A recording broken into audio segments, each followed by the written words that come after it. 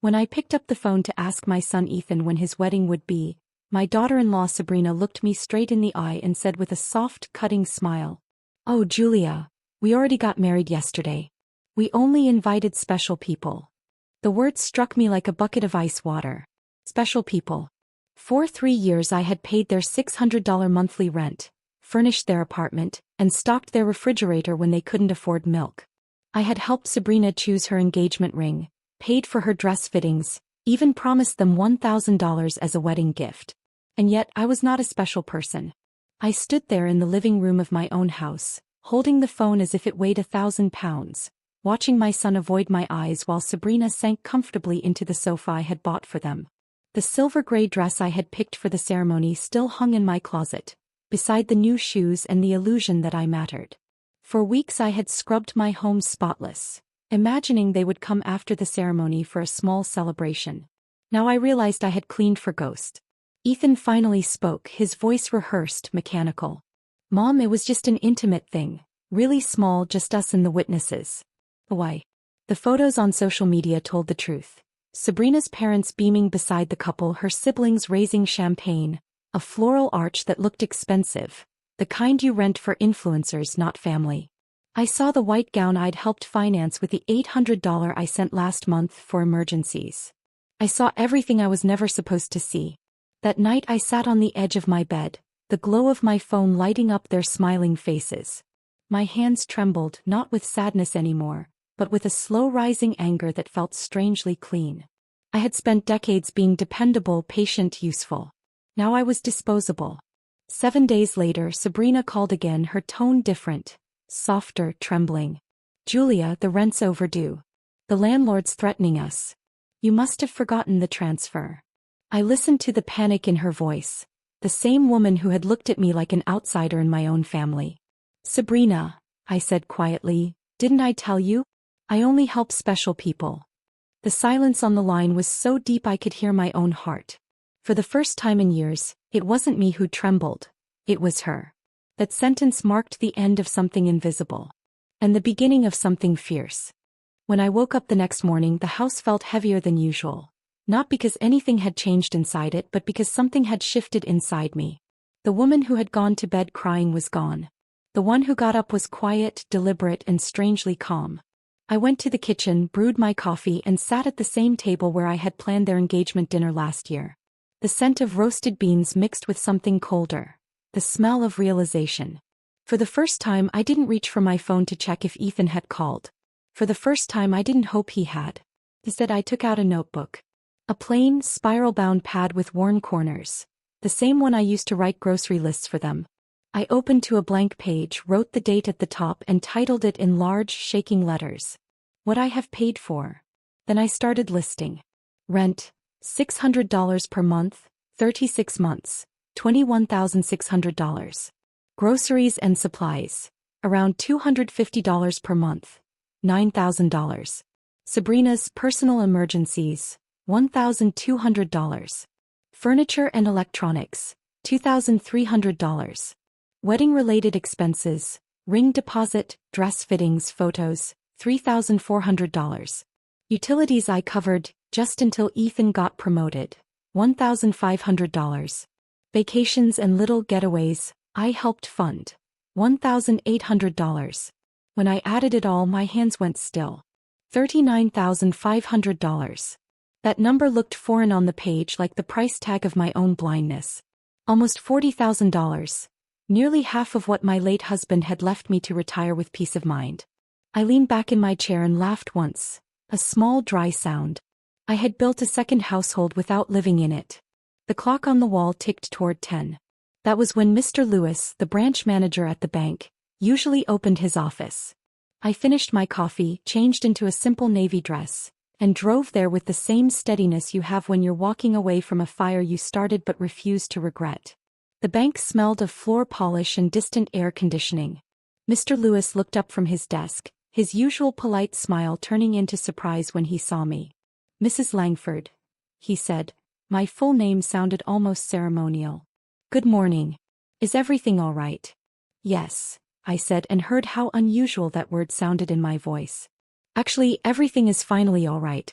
I need to cancel all automatic transfers to my son's account. His pen paused in midair. All of them. All, I said. And I want to make sure no one but me can access my savings. Not even for viewing. He adjusted his glasses, studying me with quiet respect. May I ask what happened? What happened, I said, is that I've been paying rent for people who think love has an entry fee. I'm closing the account before the next invoice arrives. He nodded slowly. I'll take care of it right away. While he clicked through his computer, my phone vibrated on the counter. Then Sabrina. Then again.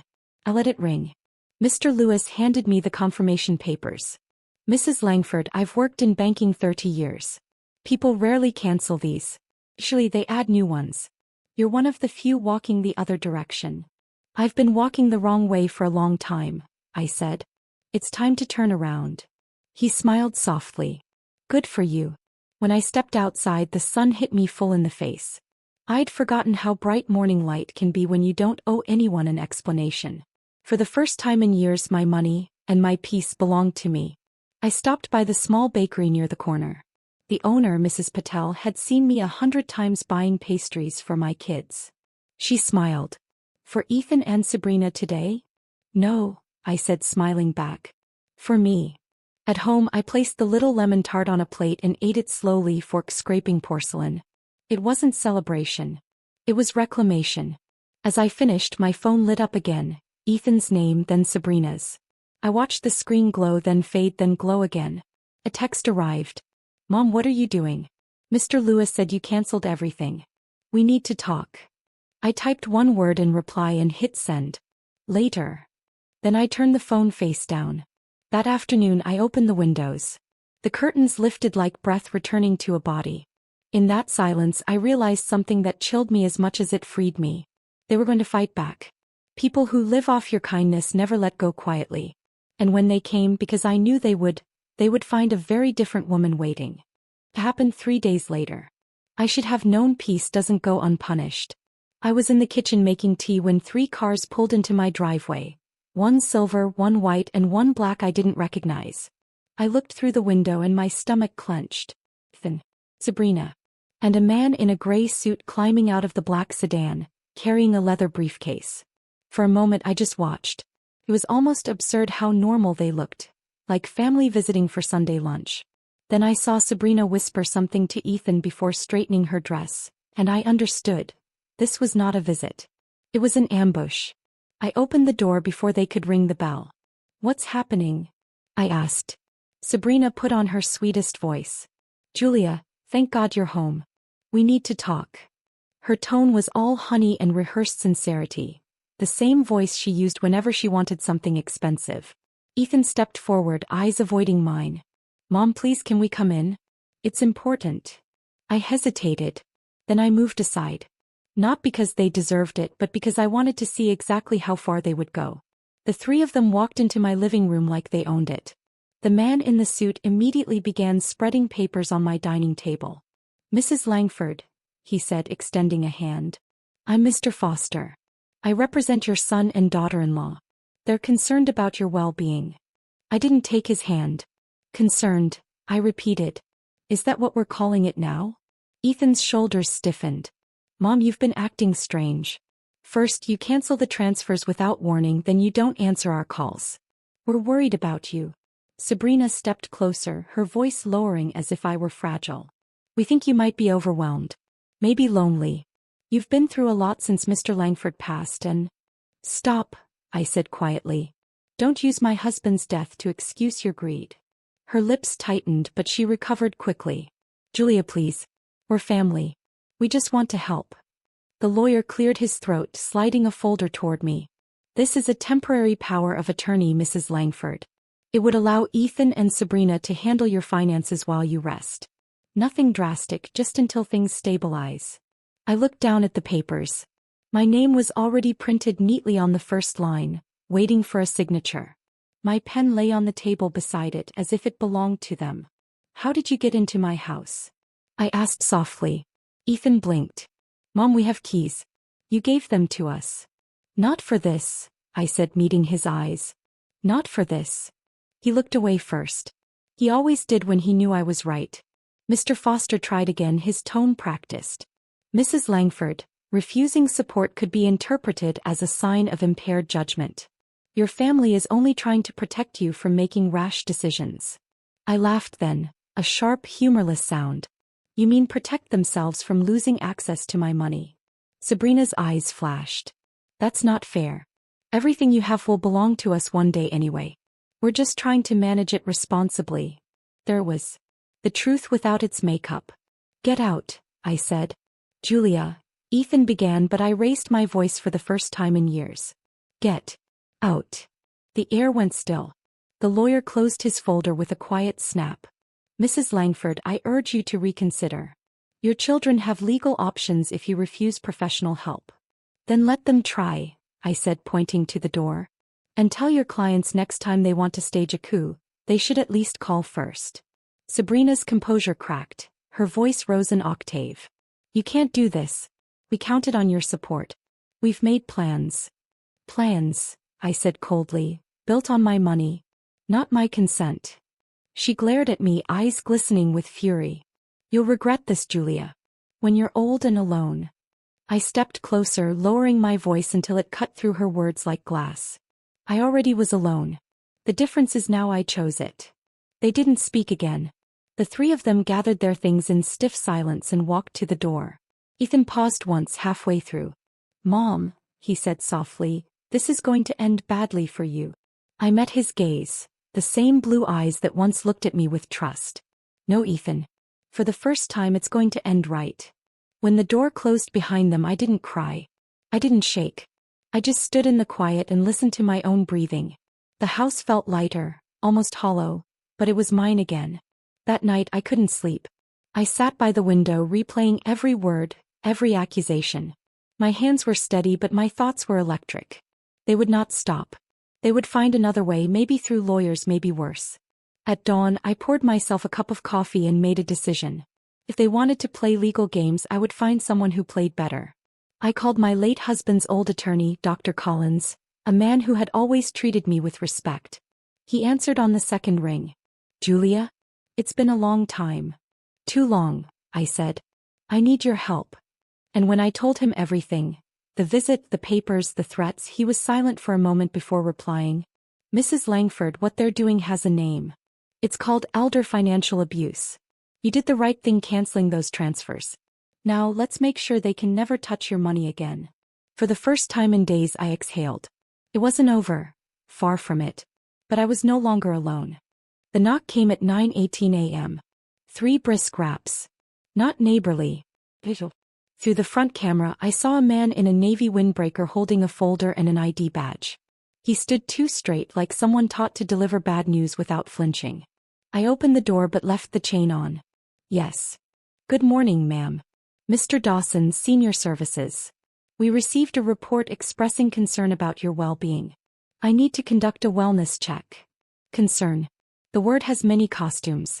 May I see your ID up close? I asked. He held it to the gap. The seal was real. The name matched. His eyes were kind but trained. I'll be happy to speak with you, I said. After my attorney arrives. He shifted, surprised. Ma'am, it's routine. If we could just step inside and... I'm not refusing, I said calmly. I'm requesting counsel. Please wait on the porch. He weighed his options, then nodded.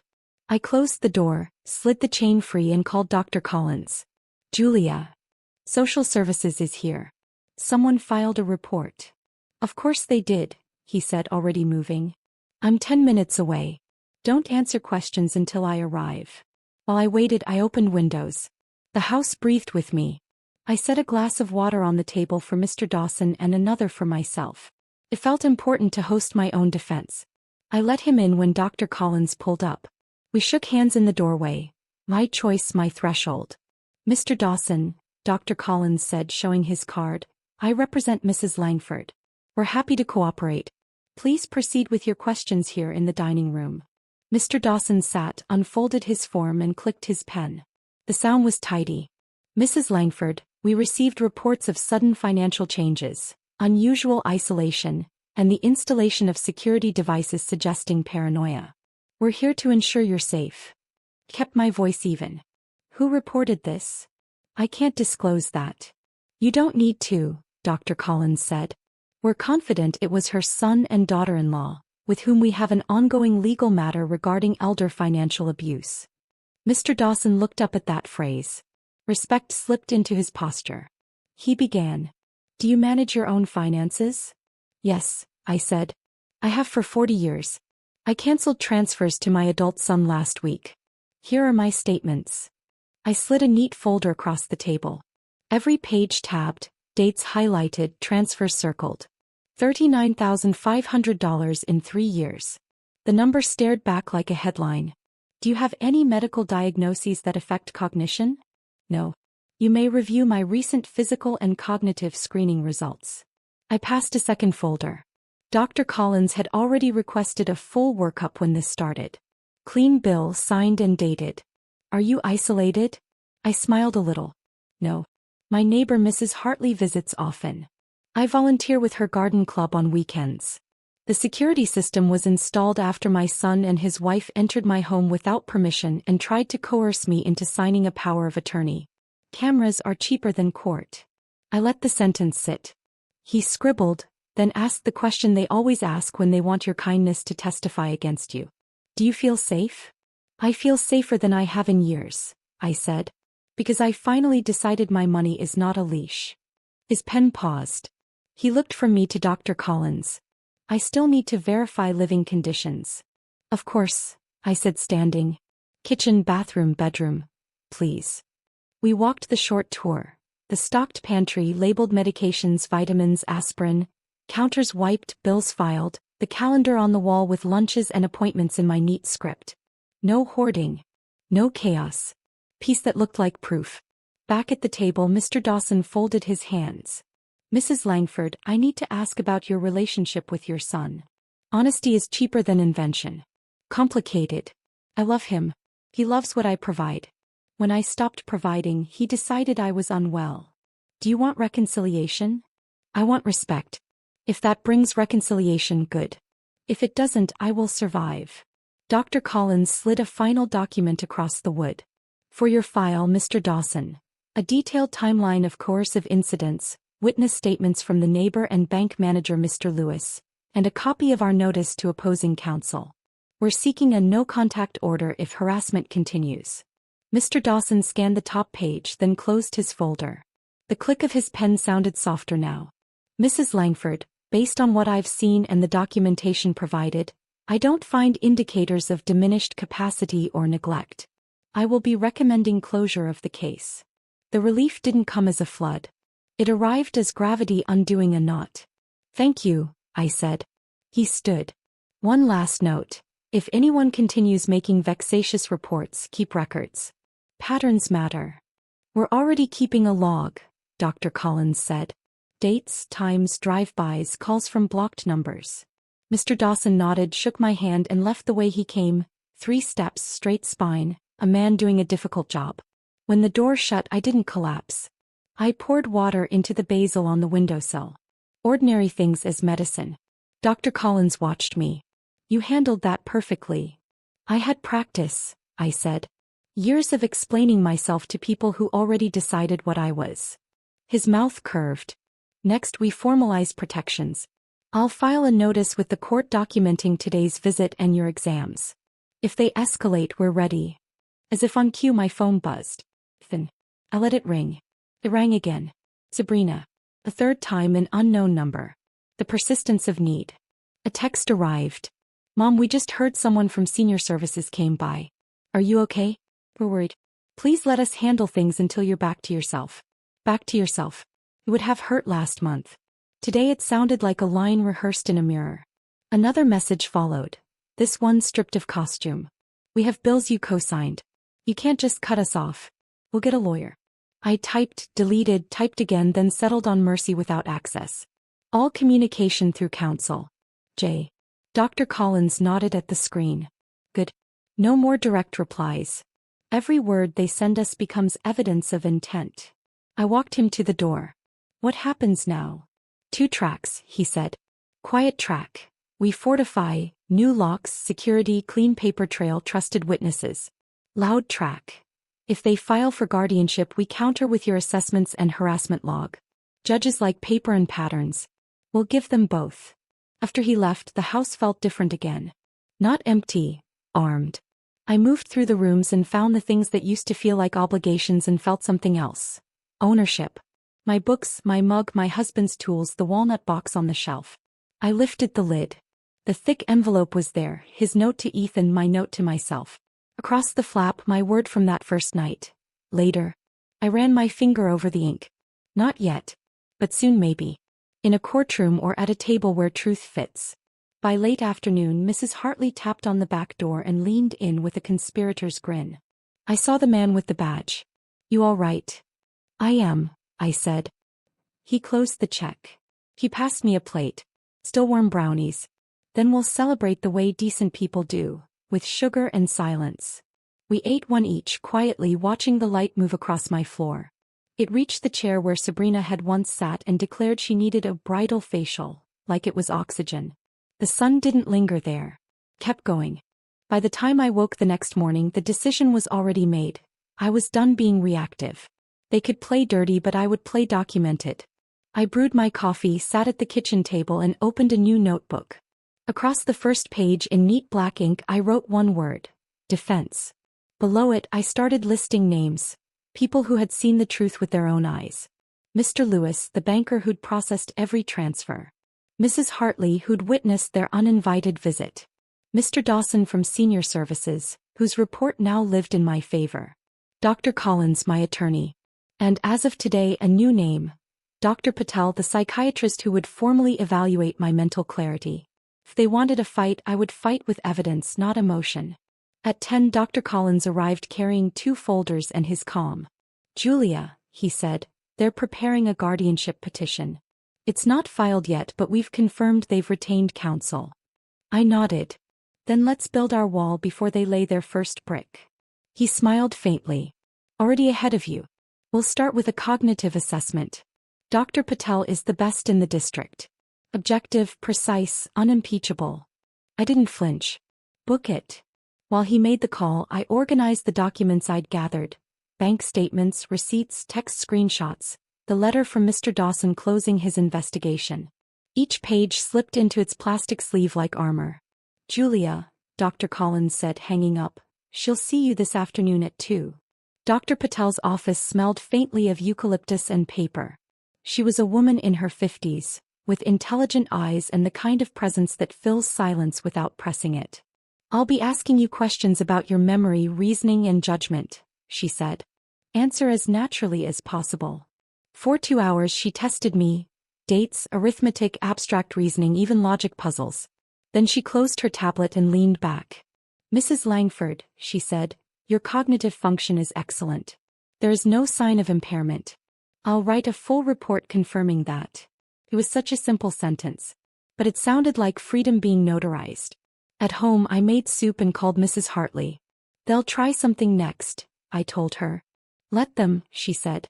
You've got witnesses, locks, and a spine made of rebar. I laughed for the first time in weeks. It startled me how natural it felt. That night, while reviewing documents, I found the old photo of Ethan at 12, freckles, braces, holding a trophy bigger than his arms. He'd won a math contest, and I remembered how proud I'd been. How sure I was that kindness would always be enough to raise a good man. I placed the photo back in the folder labeled evidence. It hurt, but it belonged there now. The next day, I met Dr. Collins at his office downtown. A room lined with law books and a framed print that read "Truth needs paperwork." He spread out the documents like puzzle pieces. We'll file 2 motions, he explained. First, a preemptive statement of competence supported by medical certification. Second, an affidavit documenting the financial exploitation pattern. He slid 1 page toward me. This is a summary of your financial contributions over the last 3 years. Does the total look correct? I looked. $39,500. My handwriting confirmed it. He continued, we'll attach testimonies from Mr. Lewis and Mrs. Hartley, plus the closure report from Senior Services. Once filed, if Ethan and Sabrina proceed, the burden of proof shifts entirely onto them. He paused, studying me. Are you ready for the public part? Court hearings can get ugly. I've lived through worse, I said. This time at least someone will be listening. He smiled. Then we moved forward. 2 days later, while Dr. Collins handled filings, I visited the bank again.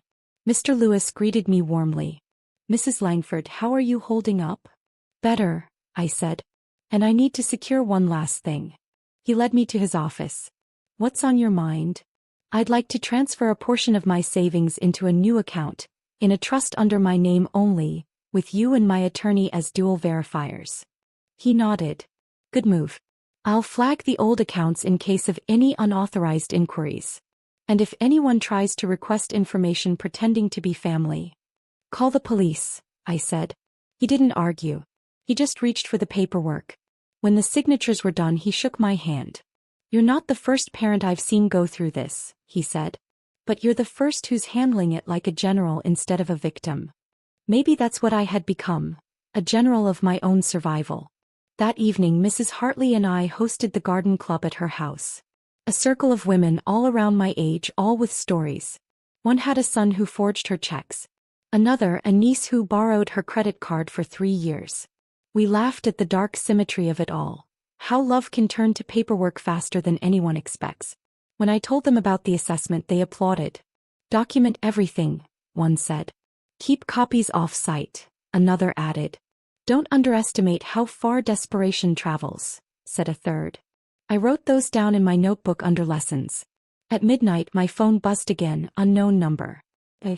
Mom, please, we don't want this to go to court. Let's just meet and talk. We can fix this as a family. I stared at it for a long time. The word family still had gravity even when it shouldn't. But I had learned something vital. Love is not a contract you sign under threat. I didn't reply. Instead, I took a photo of the message and forwarded it to Dr. Collins. Minutes later, his reply came back. Good. Keep everything. The more they push, the stronger our case. I set the phone down and turned off the lights. In the dark, I could almost hear the echo of my husband's voice. Steady, protective, proud. He would have wanted me to do this. To stop being the bank and start being the woman he fell in love with. Tomorrow we would file the affidavits. And after that, I knew what would come next. They would drag me to court, parade their lies, and try to bury my sanity under paperwork. But I had my own paperwork now. And I had the truth. The courthouse smelled of disinfectant and old paper, the scent of other people's battles. I arrived at 9 sharp, wearing a black suit that had once belonged to another version of me, the version who attended PTA meetings and Christmas concerts and believed family was safe ground. Dr. Collins met me at the entrance. His briefcase looked heavier than usual. Remember, he said, adjusting his tie, they have to prove incompetence. We only have to prove truth. I nodded, though inside me a storm hummed. When we entered the courtroom, Ethan was already seated beside Sabrina. She wore black again, as if grief were a costume she could rent. Ethan looked straight ahead, jaw tight, pretending I wasn't there. Their lawyer, a man with silver hair and a self-satisfied smile, rose first. Your Honor, he began, we are here out of concern, not malice. My clients believe Mrs. Langford has shown clear signs of mental decline, paranoia, erratic behavior, and financial recklessness that endanger her well-being. Each word was a polished knife. He listed the supposed evidence: cancelled transfers, new locks, security cameras, refusal to meet in person. Then he paused, lowering his tone to something almost tender. She has isolated herself from loved ones and fallen under the influence of outsiders, particularly her attorney and a neighbor who have encouraged this paranoia. We ask the court to assign guardianship to her son Ethan Langford for her safety. I sat perfectly still. Let them build their house of lies. I had the matches. Dr. Collins stood, his voice crisp. Your Honor, the evidence will show no decline whatsoever. What my client has shown is boundaries, something her dependents mistake for madness. He nodded toward me. Mrs. Langford, please take the stand. The bailiff swore me in. The Bible felt cool in my hand. Dr. Collins guided me through the story piece by piece. The 3 years of financial support. The $39,500 I'd spent. The secret wedding. The ambush with the lawyer. The fake wellness check. Every detail was a stitch pulling tight the seam of truth. He laid down the folders. Bank records from Mr. Lewis. The closure report from Senior Services signed by Mr. Dawson. Dr. Patel's cognitive assessment declaring me fully competent. Witness statements from Mrs. Hartley and the Garden Club women. The judge's pen scratched steadily across the page. Then came the cross-examination. Ethan's lawyer approached, smiling with the gentle cruelty of someone who likes to win. "Mrs. Langford," he began, "do you love your son?" "Yes," I said simply. "And yet you cut him off financially?" "I stopped paying his rent, yes." "After doing so for years?" "3 years." "Wouldn't you say that's inconsistent behavior?" "No," I said, meeting his eyes. "It's growth."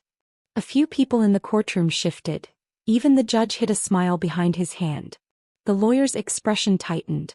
"Mrs. Langford, isn't it true you installed security cameras because you believed your family would harm you?" "I installed them," I said, "because my family entered my house with a lawyer and tried to take my money." "That's not paranoia. That's pattern recognition." A small murmur rippled through the room. The lawyer regrouped. "You've surrounded yourself with new friends, a neighbor, a lawyer, a doctor. Isn't it possible these people are manipulating you?" "Possible," I said. "But they haven't asked me for money yet. That's usually how I tell the difference." Even the stenographer stifled a laugh. He stepped back, clearly irritated. No further questions. Then came their witnesses. First was Sabrina, her tears precise as pearls. "Julia's always been like a mother to me," she said, voice trembling. "But lately she's changed. She forgets things, accuses us of terrible motives. We just want to protect her." Dr. Collins rose for cross. "Mrs. Langford ever miss a payment when she was supporting you?" "No." "Ever forget to send rent or groceries?" "No." "Did she forget to pay for your wedding dress?" Sabrina hesitated. "She offered and paid $800, correct?" Her throat tightened. "Yes." "And when she asked about the ceremony you told her, what exactly?" Sabrina blinked rapidly. "That it was private." "Would you repeat the exact phrase you used?" Silence. Dr. Collins waited. Finally she whispered, "Only special people." The courtroom went still. The words hung there like a confession. "Thank you," he said softly, returning to his seat. Next was Ethan. He looked older, thinner, as if guilt had been living under his skin. "My mom's generosity was incredible," he began. "But she started pushing everyone away. I thought she was being manipulated. I just wanted to make sure she was safe." Dr. Collins's cross-examination was surgical. "Mr. Langford, how much money have you received from your mother in the last 3 years?" I don't know the total." "Would 39,500 sound right?" Ethan swallowed. "Maybe." "How many times have you visited your mother without asking for money?" No answer. "Is it true you and your wife entered her home uninvited with a lawyer and attempted to have her sign a power of attorney?" "We were trying to help." "Yes or no?" "Yes." The silence that followed was heavier than any verdict. When closing arguments began, their lawyer tried one last angle: emotion. "She is an elderly widow, isolated, confused, clearly unable to see that those who love her only want what's best." Then Dr. Collins rose. "Your Honor," he said, "what we've witnessed is not confusion, it's clarity. A mother realized her generosity had become a trap. A woman who stopped financing the people who erased her, and for that they called her crazy. If independence is insanity, may we all lose our minds." The judge, Honorable Carter, left the bench to deliberate. Every tick of the clock was a heartbeat. When he returned, his expression gave nothing away. He read slowly, each word deliberate. "After reviewing medical, financial, and testimonial evidence, this court finds Mrs. Julia Langford fully competent to manage her own affairs. The guardianship petition is denied with prejudice." Dr. Collins exhaled sharply beside me. The judge continued. "Furthermore, this court finds evidence of coercion and harassment. I am ordering a restraining order preventing Ethan and Sabrina Langford from accessing Mrs. Langford's property or accounts without consent." Case dismissed. I didn't move at first. I just felt the air fill my lungs again. Across the room, Sabrina's face twisted into something I'd never seen before: rage stripped of entitlement. Ethan stood frozen, his lawyer whispering something about appeals. I met my son's eyes one last time. There was regret there, faint, fractured, but not enough to change anything. I stood, shook Dr. Collins's hand, and walked out of the courtroom into the cold, brilliant light of the afternoon. Outside, Mrs. Hartley waited on the courthouse steps holding 2 coffees. "You did it," she said, grinning. "We did," I said, taking the cup. "Feels good, doesn't it?" I nodded. "It feels like breathing again." We stood there a while watching people stream in and out, each with their own story, their own battles. Mine at least was over. For now. The morning after the verdict, I woke to silence that finally sounded like peace. No vibrating phone. No lawyer's calls. No tension tightening my chest before my feet touched the floor. Just sunlight spilling through the curtains and the steady rhythm of my own breathing. For the first time in months, I didn't start my day with defense. I started it with choice. I made coffee, real coffee, not the rushed kind you gulp between panic and paperwork. As the kettle hissed, I noticed how the light caught the dust floating through the kitchen. Even the house seemed relieved. It was no longer a crime scene of love gone wrong. It was just home again. I took my mug to the porch. The air was crisp, the kind that smells like beginnings. For a moment, I let myself remember the first time I brought Ethan here as a baby. Wrapped in blue, eyes wide, clutching my finger as if I were the whole world. That memory used to ache. Today it just reminded me of what love was supposed to be. Giving, not draining. At 10, Dr. Collins called. "The court's order has been recorded," he said. "Restraining order finalized. They can't come near you, your accounts, or your property. It's over." I smiled. "Thank you, for everything." He hesitated. "What will you do now, Julia?" "I'm not sure," I said. "But I think I'll start by living." That afternoon I went to the bank one last time. Mr. Lewis greeted me with a grin that carried quiet pride. "You've had quite a month, Mrs. Langford," he said. "Feels like a year," I replied. He handed me a form. "Here's your finalized trust paperwork. Independent, protected, yours alone." I signed with a hand that didn't shake. When I looked up, he said softly, "You know, you could teach a seminar on boundaries." I laughed. "I think I just graduated." Outside I stopped by the florist. The shop smelled like rain and lilies. The young woman behind the counter wrapped a small bouquet in brown paper. "Occasion?" she asked. "Freedom," I said. I drove to the cemetery and stood before my husband's headstone. It had been nearly 6 years. The marble was cold under my fingers but not lonely. "I did it," I whispered. "They tried to take everything and I didn't let them." The wind carried the words away, gentle and approving. "I remembered who I was, Daniel," I added. "You'd have liked her." When I got home, Mrs. Hartley was waiting on the porch steps with 2 cups of tea. "Victory tea," she announced. I smiled. "You never miss a ritual." "I like seeing justice with caffeine," she said. We sat together, sipping, watching a pair of sparrows dart between the hedges. "You're quiet," she said. "What are you thinking?" "That peace doesn't mean everything's fixed," I said. "It just means I stopped bleeding for people who kept stabbing." She nodded. "That's as close to enlightenment as it gets." We laughed, the easy kind that sits well in the chest. That evening I packed a small suitcase, just enough for a weekend. For years I'd postponed trips because someone might need me. Now no one did. I booked a train to the coast, a quiet bed and breakfast near the water. Before bed I opened the walnut box one last time. Inside lay the envelope I'd kept through it all. My husband's last note to Ethan. For months I'd told myself I would give it to my son when he deserved it. Now I understood. That day might never come, and that was all right. I read the small note tucked behind it, the one he'd written to me. "If life ever asks you to choose between being loved and being respected, choose respect. You can build love on that." I folded it carefully and slid it into my purse. Not to protect it, but to carry it forward. The next morning, I left a single envelope on the kitchen counter addressed to Ethan Langford. Instead I wrote, "I loved you enough to fund your life. Now I love myself enough to stop. If one day you understand what that means, you'll know where to find me. Until then, take care. Mom." Then I locked the door, placed the key in my bag, and walked to the waiting cab. The driver smiled as he loaded my suitcase. "Heading far, ma'am?" "Far enough," I said. As we drove away, I looked back once at the house, the walls that had witnessed the worst and best of me. It didn't look like a prison anymore. It looked like a chapter that had done its job. When the coastline appeared, the world opened up.